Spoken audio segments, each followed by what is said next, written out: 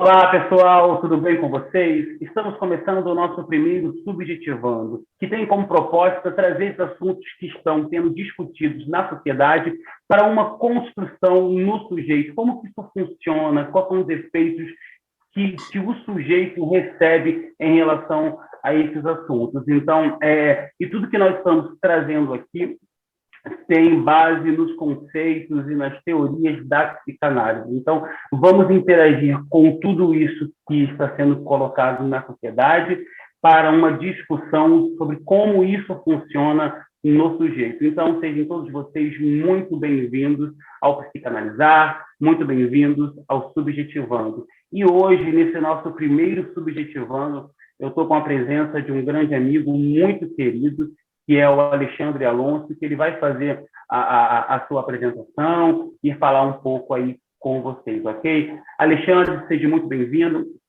É um prazer de verdade te ter aqui nesse nosso primeiro Subjetivando.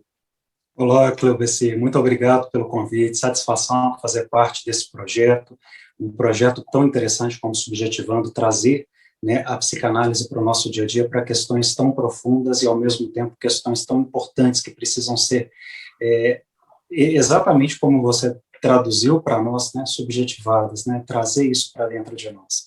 Muito bom. Para quem não me conhece, eu sou Alexandre Alonso, psicanalista, especialista em psicanálise, teorias psicanalíticas, neuropsicanálise, mestre em psicanálise e doutor em sociologia. É uma satisfação estar aqui e poder participar desse primeiro encontro. Muito obrigado, Alexandre. E eu não me apresentei, né? Eu sou Cleobeci Barbosa, também psicanalista clínico, e no decorrer dos nossos vídeos nós vamos interagindo melhor e vocês vão me conhecendo um pouco mais.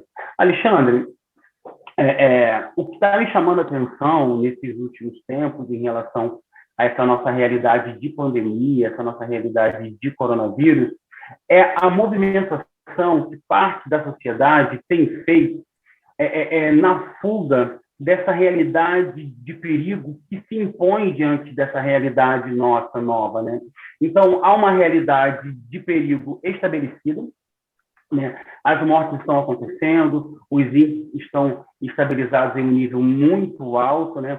As contaminações estão acontecendo, então o desenho está dado, a coisa está acontecendo, e ao mesmo tempo que isso segue o seu fluxo, né, em relação ao perigo, à morte, aumenta a movimentação de uma parte da sociedade em direção a um caminho oposto, né, interagindo como se nada estivesse acontecendo.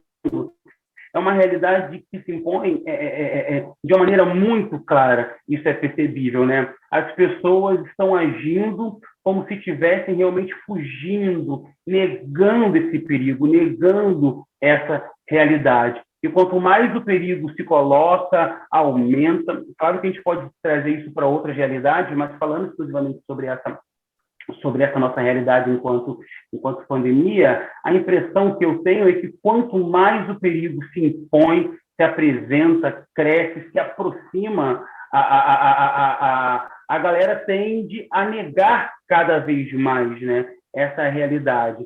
Claro que nós podemos afirmar que essa movimentação pode ser uma movimentação de fuga, de medo, de proteção, mas diante disso que eu coloquei agora, Alexandre, eu queria te ouvir na seguinte questão, diante dessa realidade, do que o sujeito tenta fugir, né? Por que ele se movimenta nessa direção de fuga em relação a esse perigo que se impõe? É uma boa pergunta, né? sem dúvida, do que o sujeito foge, né? Do que nós fugimos como sujeitos. É um tema realmente muito atual. Aqui em Belo Horizonte eu tenho acompanhado que nós estamos numa situação de saúde pública, né, seríssima, assim, tanto hospitais públicos quanto os particulares já ultrapassaram 90% da ocupação dos leitos. A situação é bem delicada. Mas vamos tentar pensar no do que esse sujeito foge, né? Talvez a primeira coisa que a gente percebe é que com o aumento da pandemia, das contaminações, também aumentam alguns decretos, algumas sanções, algumas proibições, e talvez essa nossa dificuldade de lidar com as inibições, com as censuras, com as proibições, talvez seja aí um primeiro mecanismo de fuga, né? Do que nós fugimos, né? Talvez seja dessa ordem, né? Talvez dessa possibilidade de nos identificarmos com o outro, né? De entender que esse problema que não é visto, que não pode ser percebido por nós, talvez seja um problema que a gente precise, através de um processo de identificação com o outro, trazer ele para a nossa realidade. Então, eu percebo dois elementos, né? Essa fuga das proibições, das inibições, porque como seres humanos a gente já lida com muitas inibições, desde sempre, né? Isso faz parte da nossa estrutura psíquica, né? Lidar com as proibições, com o recalcamento, e quando essas proibições aparecem num contexto macro, talvez isso gere uma reação, né? Um ímpeto, né? Quase que uma pulsão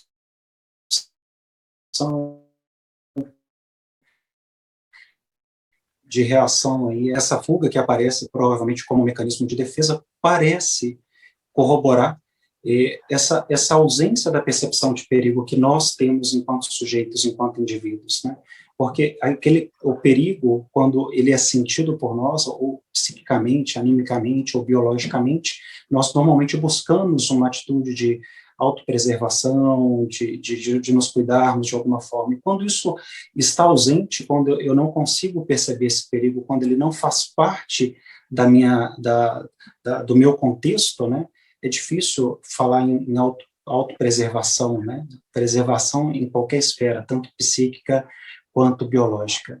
Mas a gente também pode levar isso para um outro lado e dizer que talvez como parte desse construto que tem a ver com o mecanismo de defesa, eu esteja de alguma forma fugindo de lidar com essa realidade. Porque lidar com as fantasias, lidar com as ideias, é muito mais fácil do que lidar com a realidade. Transportar isso para o campo das ideias, o que está acontecendo hoje, para o campo das fantasias, das criações, né, dando outros tantos nomes, como os nomes que nós acompanhamos aí no cenário atual, né, que a própria mídia fala como, né, uma possível perseguição a nível mundial, uma conspiração. Então é muito mais fácil a gente dar esses nomes para essas coisas do que lidar de fato com a realidade. Mas quando eu coloco nesse campo, eu não me vejo obrigado a lidar com essa realidade. Eu acho que talvez essa seja uma das primeiras reflexões. E talvez porque também nós, como seres humanos, né, como sujeito, talvez quando nós enfrentamos passamos por essas fases de enfrentamento, né, que tem a ver com a própria dor, com o sofrimento, mesmo que seja esse sofrimento que está à nossa volta, que a gente de alguma forma vai percebendo ele, é uma tendência a gente buscar outras formas de perceber o mundo sem dar importância e atenção a esse sofrimento, e aí estabelece não só um processo de negação, mas como eu venho comentando, de denegação, né? A gente não só nega a realidade, mas como renega ela várias vezes também. Perfeita a sua colocação, Alexandre. E que eu percebo também, em relação a essa movimentação, ao afastamento desse perigo que se impõe, é muito relacionado à questão do controle, né? Porque nós temos a fantasia de que temos o controle sobre a nossa vida, né? E aí vem uma realidade que mostra que nós não temos esse controle. Então, o sujeito realmente entra nesse conflito. E quando ele faz essa movimentação de fuga dessa realidade, ele está fazendo uma movimentação de criar uma fantasia aonde ele reafirma esse controle, porque diante desse perigo, ele se vê em um lugar de impotência, não há nada que se fazer, né? Não há nada que me garanta a vitória sobre esse perigo que se apresenta, né? E cada vez mais ele está chegando mais próximo. Então, eu percebo que o sujeito também cria essa movimentação de fantasias justamente por causa dessa sensação de potência e falta de controle. E cria esse ambiente onde ele consiga, de fato, dominar, né? Então, eu controlo, e se eu controlo, eu estou seguro neste lugar, entende? Então, eu percebo também muito essa movimentação. Isso acontece muito na clínica também, né? As pessoas têm muito essa ideia de que o seguinte, eu crio uma outra realidade, porque a partir dessa outra realidade, que na realidade é uma fantasia, é algo que eu consigo ter todo o acesso e administração. Então, eles interagem a partir dessa perspectiva. E isso também é algo que vem se impondo em relação a essa realidade que nos apresenta algum período. Agora, nós podemos escolher tentar não interagir com a realidade, né? O sujeito pode escolher tentar não interagir com a realidade. Agora, o que nós precisamos entender é que, de alguma maneira, a realidade sempre interage com o sujeito. E esse é um fato, né? Então, a partir disso, Alexandre, eu queria te ouvir em relação à seguinte questão.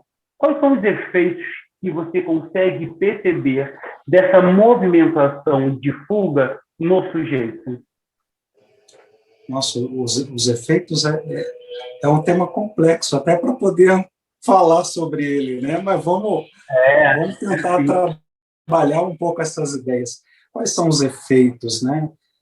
O efeito da reação desse aspecto comportamental talvez seja o primeiro que aparece, né? Assim, essa negação da realidade, dessa questão que está imposta a todos nós, as pessoas reagem como se de fato nada disso existisse, como se nada disso fosse real, né?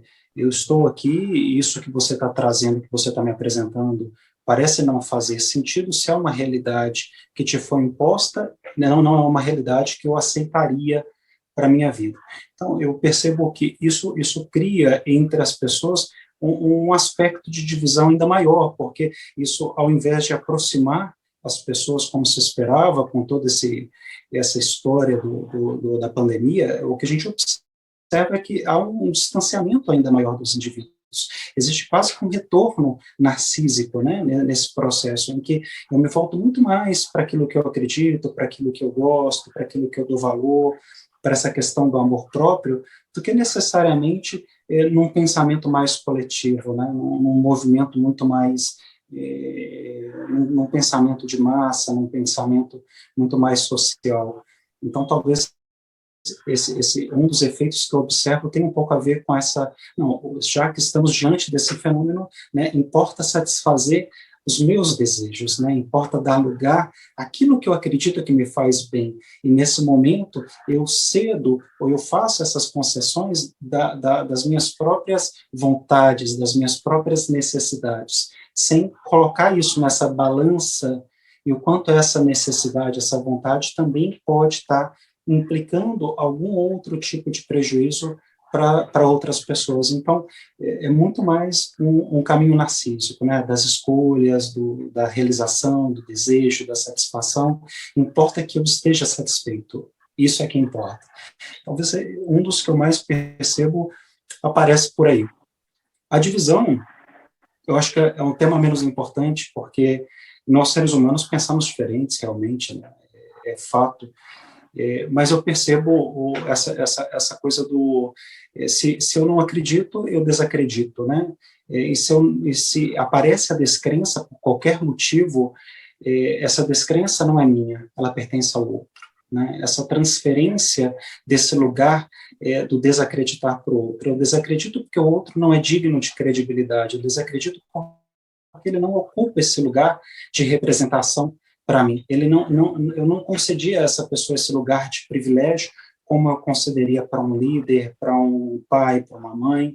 Então, se ela não ocupa essa posição, né, logo não se pode falar em credibilidade dessa construção que é feita e que é difundida.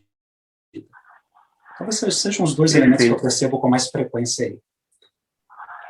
Uma outra coisa também que eu acho interessante falar nessa questão é o seguinte: quando o sujeito ele não interage com essa realidade, ele acaba não criando ferramentas para lidar com essa realidade, né? Então, é um sujeito que vai sempre se encontrar com efeito de surpresa, justamente por causa dessa negação. Então, quanto mais o sujeito se afasta dessa realidade, eu acredito que a fantasia, ela serve, até quando se fala em relação ao luto, como um amortecedor, né? Eu fantasio agora para começar a encarar essa realidade muito difícil para mim. Ok, mas quando essa fantasia começa a, a, a, a criar um caminho longo, né, você acaba perdendo o tato, né, você acaba perdendo as ferramentas para interagir de uma maneira mais saudável, né, com essa questão que se coloca, né? Então, uma das coisas que eu percebo também é isso. Quando o sujeito não consegue interagir com essa realidade e se movimenta para um caminho oposto a ela, ele perde a capacidade, ele perde a qualidade de interagir bem com essas questões. Então, aproveitando essa minha fala, eu quero te questionar sobre uma outra coisa que eu acho interessante, né? Como que a gente consegue, de fato, diante dessa realidade tão difícil, dessa realidade que machuca, se desenvolver com equilíbrio? Como que você percebe que a gente consegue fazer essa movimentação de equilíbrio em meio a essa realidade de perigo? Qual caminho é possível, né? Como desenvolver isso de alguma forma? Eu acabei remontando aqui, quando a gente estava falando um pouco sobre esse assunto, como que o comportamento neurótico ele tem essa tendência, né, a dar mais, redimensionar o que o outro disse, ressignificar o que o outro falou, ter percepções que vão muito além do que realmente estão sendo compartilhadas comigo, como que isso interfere nas relações, interfere na comunicação. Então, talvez um caminho para o equilíbrio é a gente tentar fazer esse trabalho de reversão, né? Até que ponto eu não estou tendo esse comportamento, esse pensamento neurótico em que eu dou uma forma para essa mensagem que aparece, para essa simbologia que está por trás, né, do próprio fenômeno que vem afetando a nossa sociedade aí.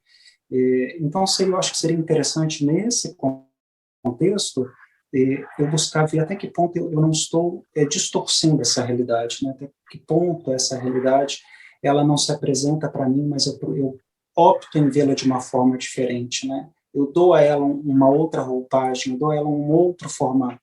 Então, talvez o caminho possível do equilíbrio seria essa retomada de consciência para lidar muito mais com o princípio da realidade do que com esse princípio do prazer e da fantasia, desse que me dá esse lugar do conforto, esse lugar da aparente segurança que a gente vive quando a gente resolve negar, de alguma forma, essa realidade.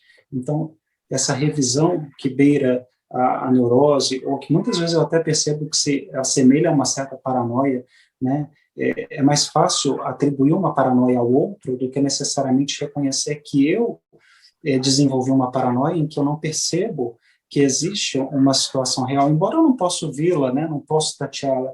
E por que só quando a gente experimenta ou experiencia isso de alguma forma ao lado de entes queridos, de amigos, de pessoas próximas, talvez seja esse o momento em que parece que a realidade cobra um preço para nós, em que ela fala, realmente isso é real, eu neguei até aqui, mas agora eu reconheço que isso é real, né? Então, eu percebo que nós, como seres humanos, muitas vezes a gente acaba esperando essa imposição da realidade para se dar conta de que é preciso lidar com ela, que é preciso aprender a lidar com a realidade.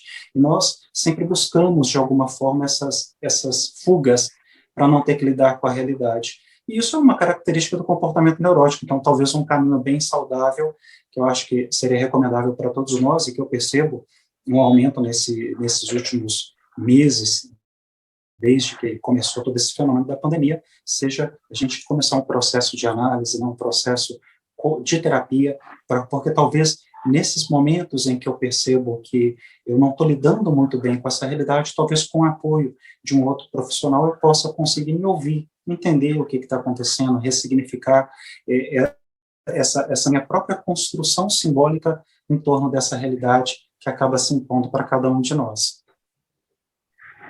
Perfeito, Alexandre. E quando você estava falando sobre a questão agora de ressignificar, eu me lembrei de uma outra palavra, né, que é se readaptar, né? Então, nós precisamos interagir com essa mutabilidade, né?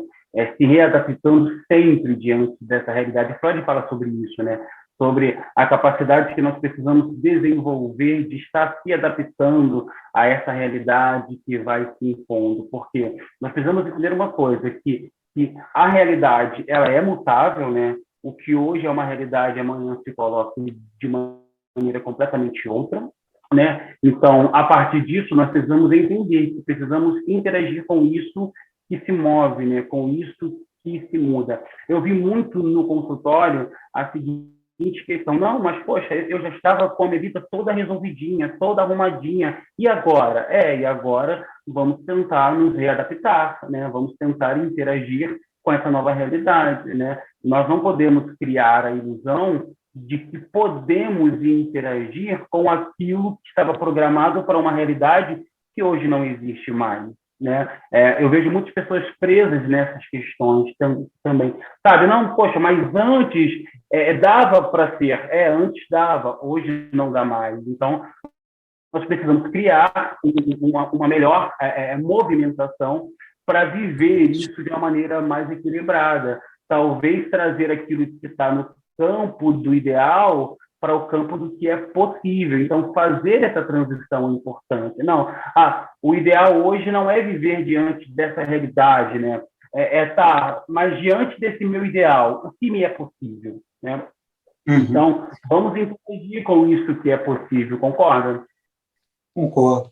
Eu estava, inclusive, refletindo sobre o que você falou, como que nós temos como uma característica esse lugar da transferência, né? Assim como nós vivemos na clínica essa relação transferencial, nós como sujeitos temos uma tendência a transferir para o outro, né? Essa responsabilidade de algumas coisas que acontecem na vida, no nosso dia a dia, na nossa própria história, na nossa própria narrativa, né? E essa história do corona, do vírus, ela quase que ganhou o corpo de um novo sujeito, né? Um novo sujeito que aparece para concorrer comigo, né? E esse novo sujeito, a gente acaba muitas vezes se apropriando dele, o que eu tenho percebido também, para justificar coisas que até então, mesmo antes do vírus, já não estavam resolvidas, né?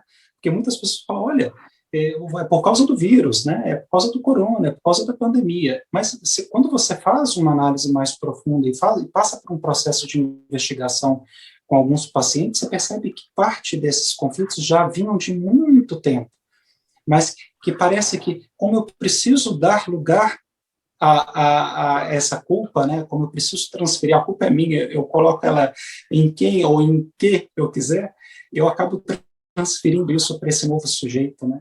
Então, esse novo sujeito talvez seja esse sujeito que eu vejo espelhado nesse